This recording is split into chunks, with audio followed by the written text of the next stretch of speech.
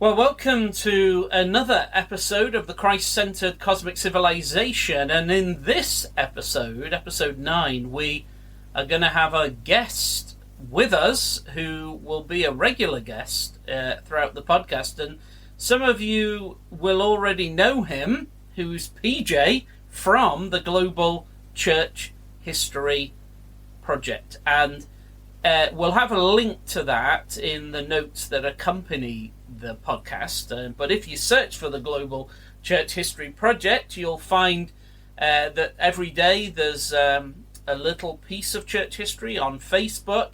But to really get the powerful material that's available, the huge resources that are available from Global Church History Project, you need to go onto Patreon and become a subscriber to it, even just at a small rate. And then you can get access to much longer documents, and there's some huge documents addressing these sorts of questions that we're doing in this cosmic civilization. And that's why we've got him on. We're going to have him to help us think about the second heaven, what is unimaginatively called space. And then we'll have him later on the 7 archangels, and I'm try and make sure he doesn't drift into that in this episode, because it's something that he's written huge amounts about. But this one, we just really want to try and begin to probe into what we mean when we're talking about the second heaven. And again, just to remind us that the problem often for the modern mind is there's just this thing called space, so it's essentially an empty thing. And so what the modern mythology is, the stories we tell around the campfire, are about Klingons, Romulans, Star Wars. We've populated it with fictional things because we know it must have purpose, it must have story, it must have some sort of meaning. But because we don't think there is any, and we think it's just empty, we create our own mythologies and populate it. So science fiction is huge in games and movies and novels and art and comics and toys. And yet, all of those mythologies fall very far short of reality. The real understanding of the second heaven is so much more exciting, so much more mythological in the real sense of myth. Well, perhaps ask PJ, what is myth?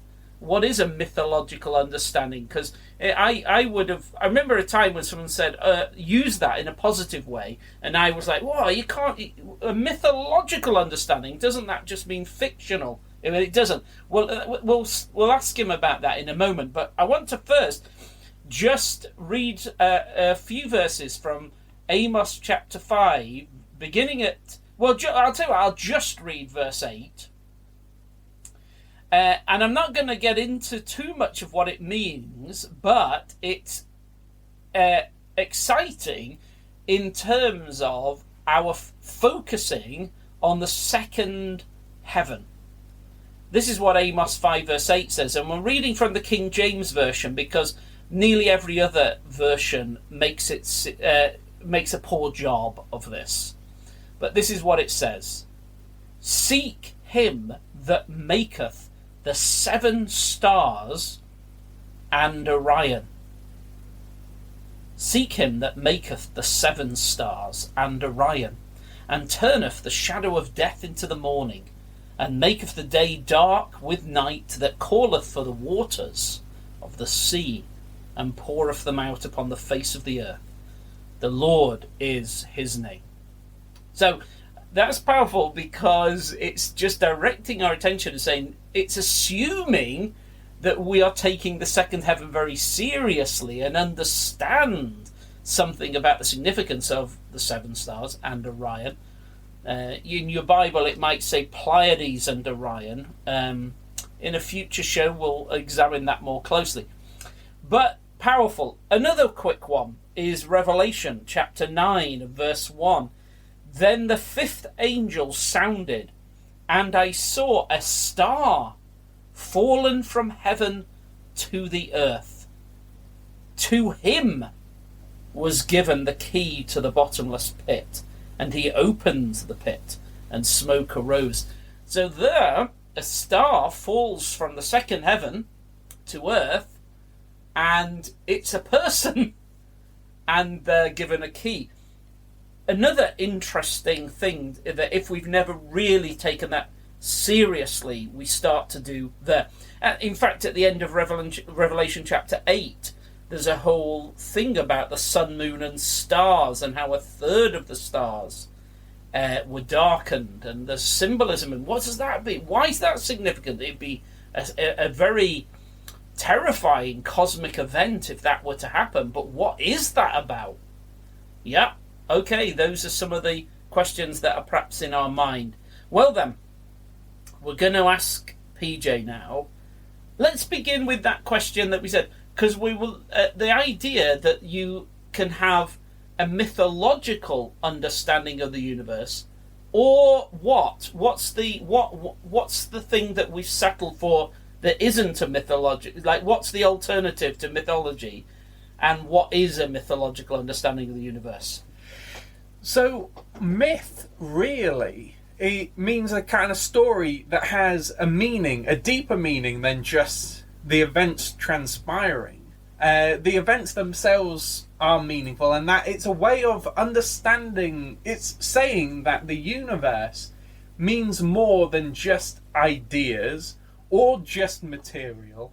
There are things that happen. Stories are meaningful, not necessarily because they represent ideas only, like only analogies meaningful, and not just because things are important. So if things get moved about, or like, there's wars where people fight over things, it's important because of that. No, it's more than that. It's like stories are meaningful things in and of themselves. And so when we look at the Bible, let me just stop you for a second on that. Like, let me test something with you and see if it's relevant. I remember in a discussion with someone about 10 years ago, and we were trying to get into, like, what is the difference between understanding something in a kind of just scientific way versus, I guess you might call it, mythological. And I think about my wedding ring, that you could analyze this wedding ring and say, okay, it's made of something called white gold. So it's kind of gold, and it has certain impurities in it, and it has this appearance. And you might describe it as that, but that isn't really telling you what it is, to merely describe what it's made of, or what properties it might have under fire, or how hard wearing it is. As true as those things are, they're not telling you anything of really what this object is. To know the real meaning and significance of this object, you might need to know we bought this when we were on holiday in Cornwall from a Cornish mine, and that had a shop with it, and then our marriage and all the story behind that. And is that relevant to this? Yeah, absolutely. And it's that so like someone who's philosophically minded might want to boil that down to an idea. So it's like, oh, that ring represents kind of commitment to you, right? Whereas that might not quite actually be good enough. Like, it's like it represents that story and the people involved in it. So it's not just that it represents it, it is part of it. Yeah, absolutely. Yeah. And that is, as some people say, that so it is kind of a level above mythic, like sacramental, where like something is meaningful and it takes part in the meaning, sort of thing. And that obviously includes the 7 sacraments that we kind of have in church, that there are this idea that most Christians around the world today, and historically, like almost every Christian, really does believe that when we have communion, it's not just representing Jesus, though Jesus there is like represented in a way, but also Jesus is present, and that is Jesus, the bread and wine, but he's taken on a meaningful mythic form as well. And so like sacramental is like where both kind of happen. So is that then to say that because when we take bread and wine, and the Bible tells us that when we do that in church together, that is a participation in the very flesh and blood of Christ himself. So it's not just that we think about it, but we participate in it, says the Bible.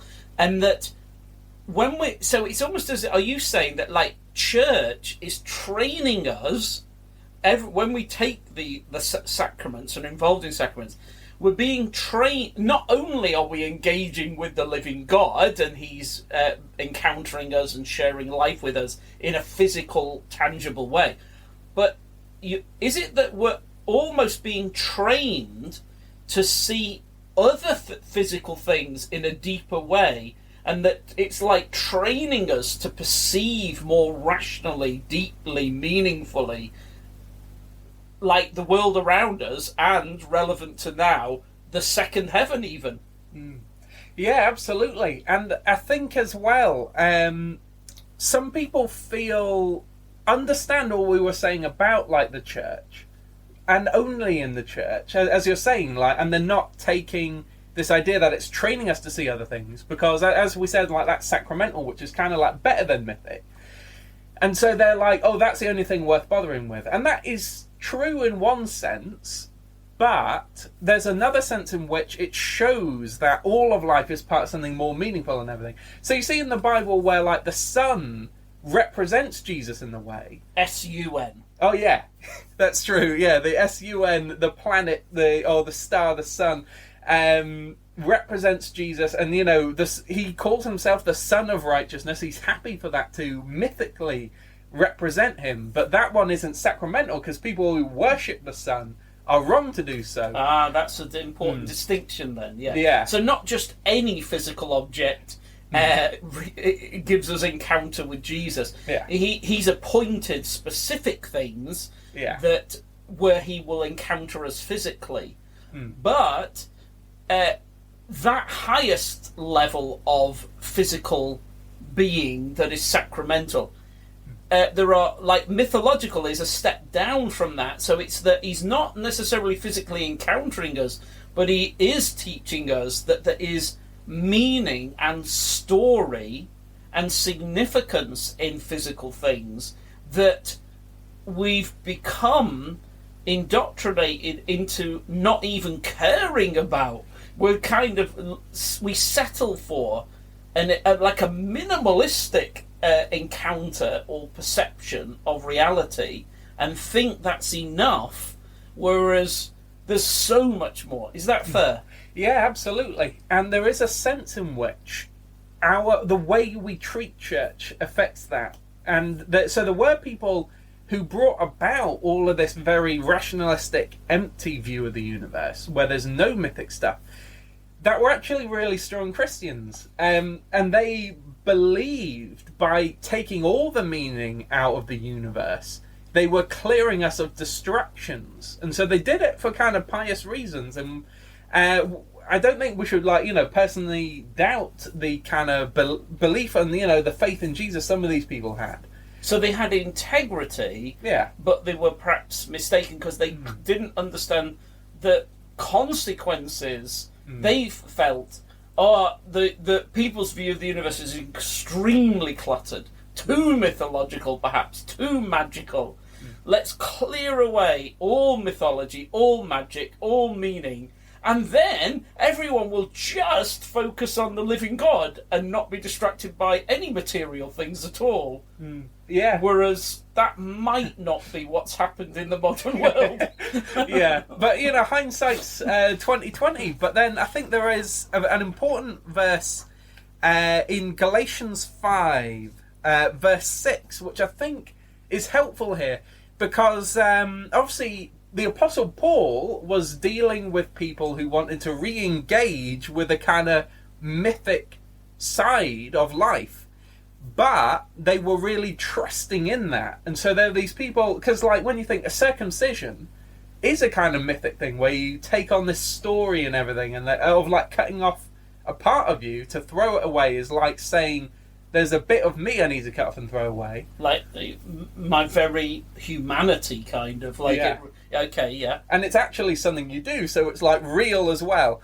And so there were people wanting to engage with that in this church in Galatia. And then Paul's like, that's all right, because obviously Paul did it, and he's not a hypocrite, and he encouraged other people like Timothy to, once he knew their heart was in the right place. But he is worried that they don't have their heart in the right place. And so he warns against that, like trusting in mythic things in and of themselves. But he also says, in verse 6, for in Christ Jesus neither circumcision availeth anything, nor uncircumcision. So if there's someone who was like, oh, I don't bother with religious stuff and all this mythic stuff, and that's how I know I'm right with God, and how and then it's like, well, that's wrong.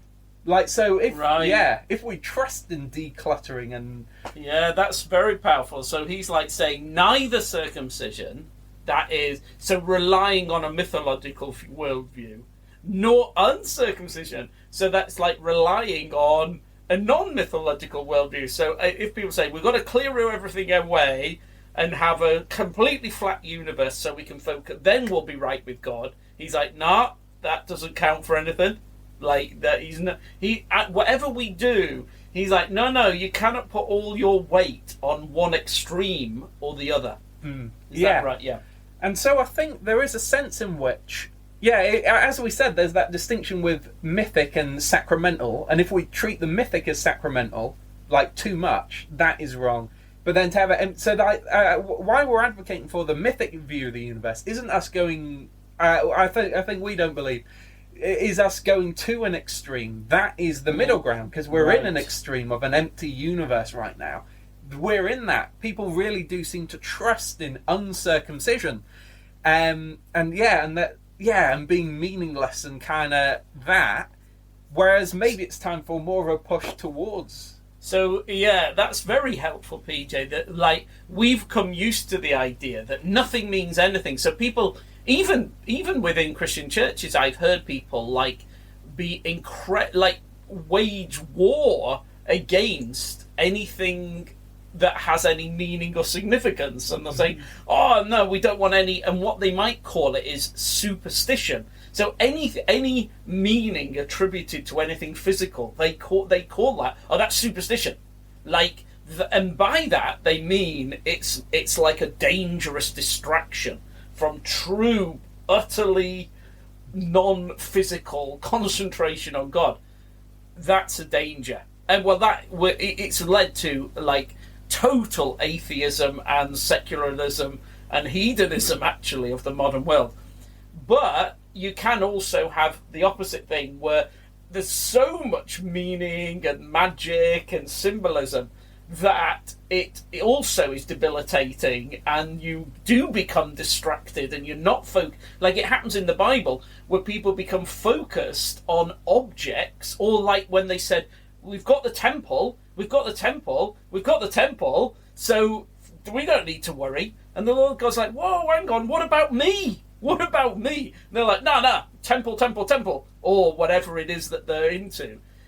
And so out of fear of that, a kind of, let's call that the superstitious view of the universe for the sake of our listeners, because they'll go, I understand that. There's been this modernist massive overreaction against that, to have a materialistic, really flat, meaningless view of the universe. And even some Christians have got into that, because they're like, no, that's good. So nothing at all can distract us from God. That has failed as a strategy. I think we can say that the modern world has not become peculiarly obsessed with God. And so what we're trying to do, and this in a way is the big vision of the Christ-centered Cosmic Civilization podcast, is trying to find a way to that true view that isn't one or the other, neither circumcision nor uncircumcision obsession, but the real biblical view, which is, we're calling it a mythical view. If you find that hard, because you're like, the word myth is too bad for me. Okay, but try to grasp it, that it means, let's call it the meaningful view of the universe, that has meaning. Go on, Pete. Yeah. And that the things themselves, that they have meaning, isn't it? Because sometimes when people say they think things have meaning, it's that they think it represents an idea, and the idea is meaningful. Whereas I think we're saying something a bit more than that. because there were like Gnostics in the early church, and the apostles warn about them quite a lot. They were of that idea that there's these ideas that are meaningful, and physical things can like look like those ideas, maybe point to them and things. But then they were very debauched in things, just as much as I think the meaningless world around us today is, by being totally philosophical, because they didn't think things were meaningful. You know, things didn't have meaning. They pointed to meaning, and that's another distinction I think is worth making as well. When we're talking about things being meaningful, it's not just that they represent things; they have a kind of meaning and a worth and a story and so on about them. To not, us finding our ultimate meaning in these things, but that they are meaningful, and to treat them as they're not meaningful leads people to sin. And like in the early church, very quickly it got people acting very sinfully and got them. And Jude talked about this, where these people very quickly cut themselves off from church and they went off on their own. They started different churches to kind of attack the real church and all of this very quickly from people doing that. And in our own world, when we think about in the Enlightenment and rationalism, really only taking total hold of society in the 18th century in a way. And so it's been similarly quick, where like people who have embraced this have fallen into a kind of debauchery and sin and things that kind of show that they're not really in line with God, in a way. So what you're saying is, when we're thinking about the two extremes of thinking about the universe, and if your view of the universe is it's the extreme of overly magical and mystical and everything has like a meaning, that can actually lead to a kind of debauchery, because you're so caught up with sort of big stories and symbols and meaning and things like that you're not paying attention to your actual immediate physical life. You're like gazing off into the distance, and your immediate today and your own body and what you're actually doing with it here and now, that can easily get lost, and then people end up behaving very badly because they're thinking on such a higher level. But on the other side, and this is the world we live in, when all the meaning's stripped out, people say, it doesn't matter what you do with your body. Nothing means anything. Your biological sex, money, anything. Nothing means anything, so who cares kind of thing. The 1920s were, that said anything goes. And in a way, that is the kind of modern, postmodern view. Anything goes, because nothing really means anything.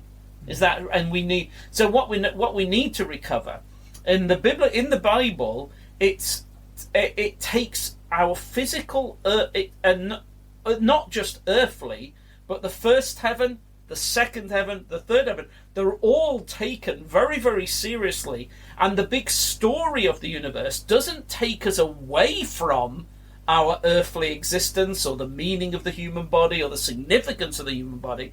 It actually, the real story of you and the universe will pull you down into a better, more concentrated experience of daily life. But but in pulling you into your own physical existence, it doesn't do it in a way that is flat and meaningless. I hope that makes sense to everyone. We live in a universe. We live in an era that's lost meaning, message, mythology. We don't know the story of our lives. Where have we really come from? Where's it all going? What's the storyline of Earth and the universe?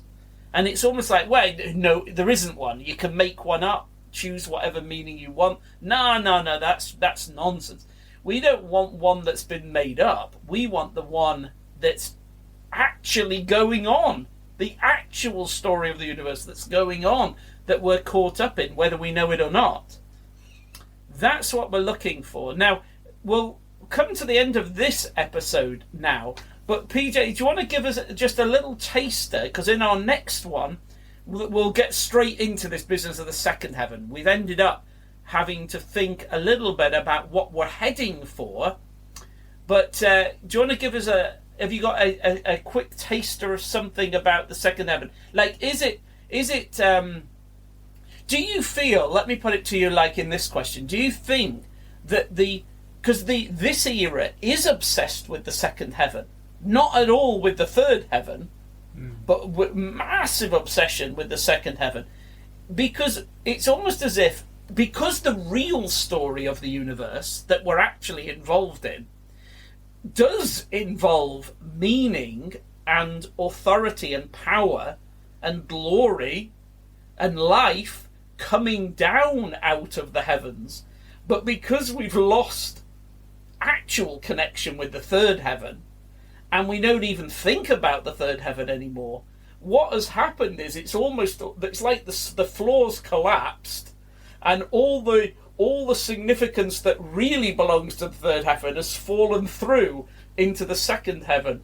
And so we're like, there are superior beings in the second heaven, and they will bring us salvation. Do you know what I'm saying? Yeah, and as you say, that people are beginning, after a period of such emptiness in terms of meaning, are beginning to see that these things are meaningful in themselves in a way, but also failing to see that they got that meaning in the first place from a much more meaningful thing. So they've only got half this, as you said, it's like but then you think the second heaven is called this curtain that kind of blocks off our vision.